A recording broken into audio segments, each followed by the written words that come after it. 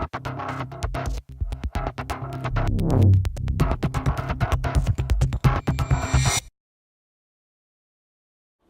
everybody, Namaste. Today we're going to be looking at the basics of post-processing. A lot of people ask me, why do you need to post-process your images? According to me, there are basically two reasons. One is the camera can't see the dynamic range that our eye can see. Second point, typically we shoot in RAW. So when you shoot in RAW, you have to post-process a little bit. Let's look at the first point.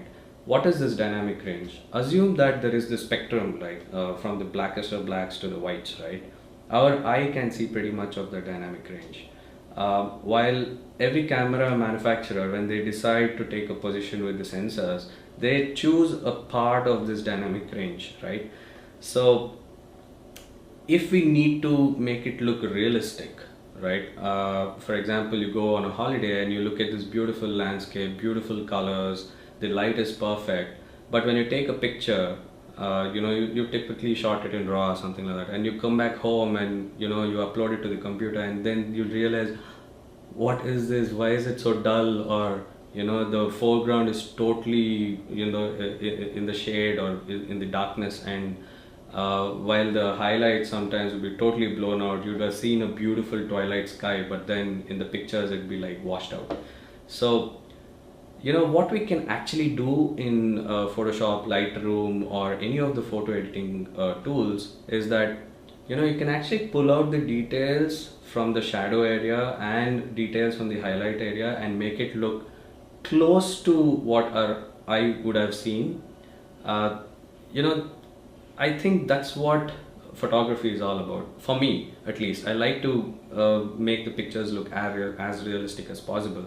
uh, Second reason being, when you shoot in RAW, typically, the camera does not put its layers of enhancements on it. Like, there are a lot of light enhancements that you can actually do. On a Nikon, for example, you have something called a D-lighting, and on a Canon, there's something called, auto light optimizer or something like that. So, JPEG is already compressed and you're running all these things, it just destroys the image. And even in post-processing, you can't do anything to it. But if you shoot in RAW, it might look a little soft, the sharp details in the picture might look a little soft, but then in post-processing you can do magic, right? You can run sharpness tools, you can pull out details, because it has so much of information, it carries so much of information in the file.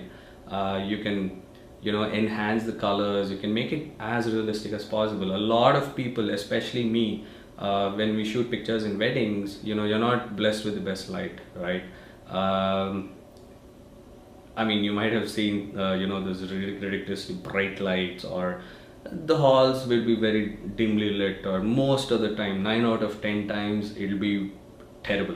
So you have to fix the white balance, you have to fix the exposure in post-processing, you have to do a lot of things to make it look like how you would have seen the picture. So that's one. And especially when you shoot outdoors, where the dynamic range is crazy, in the sense you have bright skies, and like there are things in the shadow, like foreground, and like a person is standing and he's got shadows on the face, and if they're harsh and things like that, you have a crazy dynamic range there. So if we can pull out the details and make it look as realistic as possible, oh, you'll love that picture. So let's look into that quickly. I mean, I asked a couple of people to share some of the pictures, and I'm really happy that some people have enthusiastically uploaded some of the photos. I'm guessing most of them are travel photos. Let's look into them more detailed, and I think you'll have fun. The reason I like Lightroom is because it's just amazing. I mean, it's so specific to photo editing, and whereas Photoshop, you could do a lot of DTP work, but Lightroom is focused at photography. So okay, so let's do this. I'm going to import the photos that people have uploaded. Thank you so much, guys. All right, let's see where it is. Photos for the workshop. Yep. Okay, by the way, I haven't seen these pictures, so I'll be. Whoa, cool. Yeah, so some pictures uploaded by Sriranga. He was my client. Vipin and Rachel. Oh, cool. Okay, these pictures must be from her recent Italy trip. So if you notice, there are a few pictures shot and shared in JPEG. Some of them are in NEF. NEF is a Nikon raw image. These are JPEG again. Let me import these pictures first. Alright, it's importing. Let me show you something really cool. So I've set this setting when you import pictures. You see this? You can actually give a logical title and it actually picks up the camera model and when it was taken, and this is the original file name. So it appends all of that to the file name when it imports. So immediately I'd know which camera it was shot on and things like that. If it's shot on multiple cameras, it helps a lot. So let's look at these pictures. All right, let's quickly shortlist the ones which we'd want to use in this workshop. All right. Okay. Okay, here's the first picture. We are in the develop module, as you can see. Well, all the settings are 0. So first thing, from a composition perspective, I know it was like a split-second picture, uh, but this head is kind of messing with it, right? It's beautiful. I mean, shallow depth of field. You can see the bokeh at the back. Let's crop it.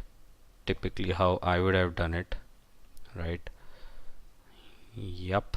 So that guy's cropped, and if you can see the grid, probably keep it at the top intersection of the two lines in the grid. Probably what I would want to do is, since the tail is cut off in the photo, I'll probably do a close crop so it looks like it was zoomed in. So let's look at the EXIF data here. 1 by 160, good. F 1.8, I would have probably chosen F 2.8, so that at least the entire subject is in focus. Oh, here the subject is a monkey, so the monkey would have been completely in focus, and still you would have got that separation from the background. ISO 200 is good, but there's a lot of noise. I'm assuming it's because it's a EOS Rebel T2i. First thing I would do is probably bump up the exposure a little to make it look a little natural. Contrast, not so much. So this is where I was saying about the dynamic range. What I can actually do is I would want to pull out some of the shadow here. So let me bump it up a bit. That's good. Highlights, I think it's fine. I don't need to touch that. I generally would play around with blacks if there is a portion which is actually black, with hair or something like that. But here there's nothing like that. Clarity, I wouldn't touch it. Vibrance, I wouldn't touch it. Saturation, not much. Uh, you know, I would typically go directly to the sharpening tool. Oh, here, this is the most awesome thing, right? You see that there's a lot of noise here because one, it's JPEG, and two, it's because not a professional camera or a full frame sensor. So uh, let's sharpen it a bit to bring out the details. Let's see, radius, 2. I use masking a lot. You'll know what exactly you're masking, what exactly you want to sharpen in the picture. So if you press the Alt button on your keyboard and start moving this, you'll know you're basically telling the software not to sharpen everything in the picture. I just want the edges and things like that to be sharpened, right? You can see the difference immediately.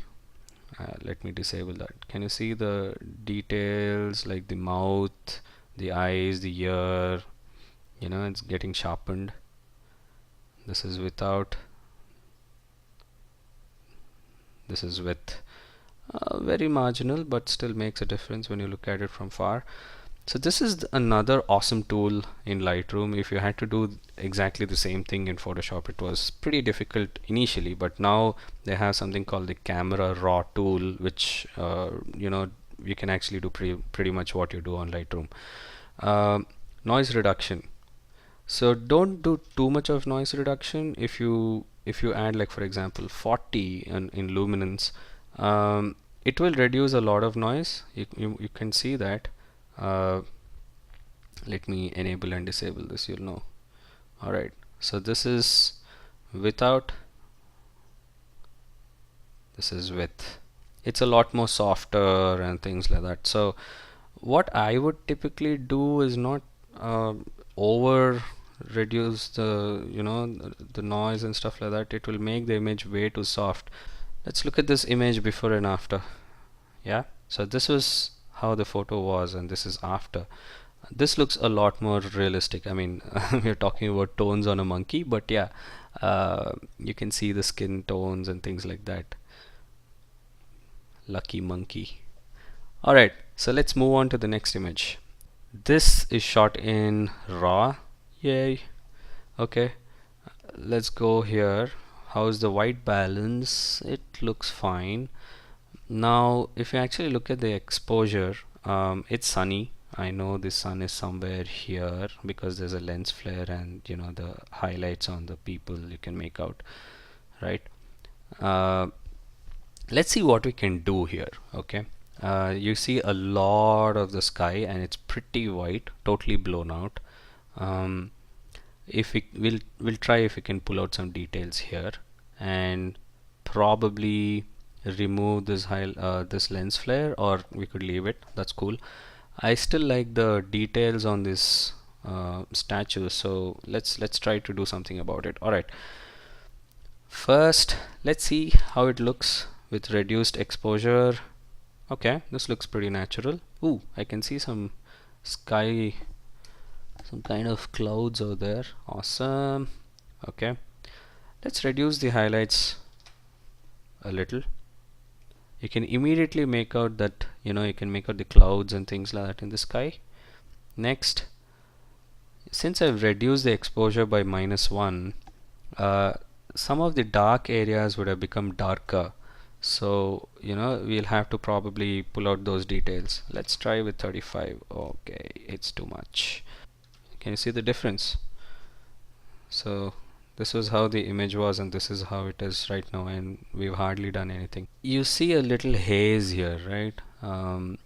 Let's see what we can do. Typically if you just run clarity you can do that, but then this is like a shortcut. I don't like to do that. It kind of sharpens some things and adds masking to some places where I don't want it to add masking. So bump up the vibrance. Over here you can always bump up the saturation. I guess 25 is too much. The trees look oversaturated. Look at the difference, right? And now let's try the sharpen tool. Let's see which part actually needs sharpening. Oh, if you actually look at this, it was shot at 1/500th of a second and f8.0 and ISO 500. Then we should have a good depth of field, but I don't know where it's focused. I think it's slightly out of focus, the entire image. Yeah, I think it's focused at these statues, and after that it's pretty much hidden in the depth of field. This has a little bit of chromatic aberration. If you actually look at the image, the edges are slightly bluish green. That's probably because of the optics on the lens. Let's do one thing. Lightroom has, oh awesome, okay, so it was shot on a Tamron 2470 and it's trying to fix all the lens distortion at the same time vignetting, and yeah, remove.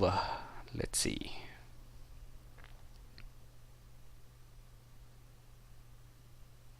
Wow, there you go. So this is before and after. How cool is that? There you go. You can see the difference. Huge difference, right? Let's look at the next image. It's a beautiful picture. People and the shadows, and leads to that. First thing I would do here is straighten the image, tilted horizon, right? Yeah, I think just about that. Yep. Let's reduce the exposure a little. Yep, looks good. Okay. Reduce the highlights. So when I say highlights, it's all the bright blown out areas, right? So let's see what it does. The white balance here, I think the white balance is slightly off. I would probably make it a little warmer. Yeah, awesome. And shadows are perfectly fine. Since there's so many colors, I'd bump up the vibrance and saturation probably a little. Yep. The whole reason I'm bumping up saturations is because there's reds and oranges, greens, and this beautiful typical European roofs, which are the jade colored ones. You can make out a little haze all around, right? You can always bump up the contrast a bit by can you see what it did?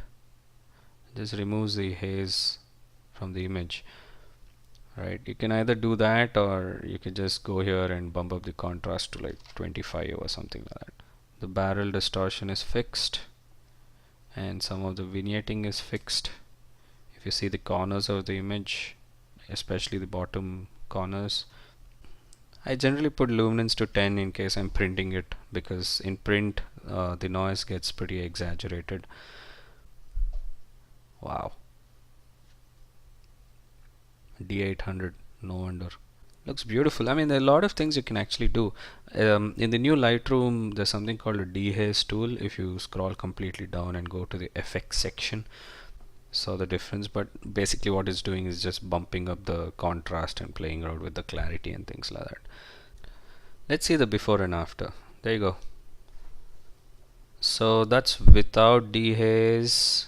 I've disabled it and fixed all the lens corrections and all that. Sharpened it. Medium contrast on the tone curve. So basically what you're seeing here is, you see the histogram at the back, right? What it's saying is, these are the black and this is the white. So this is the shadow and this is the highlight area. It's basically saying there's a lot of data in the highlight area and not much in the shadow area, and it's pretty well metered. So it's a good image. What I'm doing here is pulling down the shadows, make it darker, and the highlights a little bit brighter. Oh, this is a beautiful image. I wish this tip was not cut off, but looks like a face, right? Eyes, nose, and a mouth, and it's amazing. I mean, the reflection. Oh, what a beautiful picture. Alright, let's see what we can do to this image. First thing, well, the image looks beautiful anyway. Probably pull out some details here of that man. Make it a little warmer because the water has the white balance is slightly inconsistent in places. So let's see what we can do. Oh, it's a JPEG. Alright, so immediately you can make out you can't do much. Make that, yeah, much better. Okay, see the difference. Highlights, okay, let's reduce it to probably 50 and pull out the details in the shadow. Make that 75. Ooh, nice. Okay, and I don't think you have to touch vibrancy or anything. Alright, let's see before and after. I didn't do much here. Again, did touch most of the things. I just did chromatic aberration. I don't think it made any difference. Sharpened the image, didn't touch any of this. Okay, highlights and shadows just to fix the dynamic range, and medium contrast on the tone curve. So that's before and after. If you can make out the difference, it's slightly warmer. Yeah, I can make out the huge difference here, right? It's so much more sharper, the ripples, and the ripples formed by the drops. It's beautiful. It's a lovely, lovely image. It's truly an award-winning image. Good stuff, Rachel. Okay, the last image. Alright. Okay, this is perfect. I mean, all the things that we've tried out in the first few images, I guess it'll make a lot of difference here. I would just probably straighten this statue. Yep. Like beautiful composition. Reduce the highlights. Bump up the shadows just to get that dynamic range. Ooh, looks nice. Bump up the temperature a little just to bring out the colors. If you noticed, you know, this wreath and the colors here just improved. Bump up the vibrance, increase the saturation. Probably what we can do is increase the sharpness. Let's see. Ooh, I can make out the difference already. Without sharpening, you can make out the wreath is a bit soft. With sharpening. Okay, so I want to get rid of this lamp. Let's see if we can crop it. Is this necessary? Probably not. The colors are, you know, messing around. Okay, so that's gone. Next, I'm gonna move that here.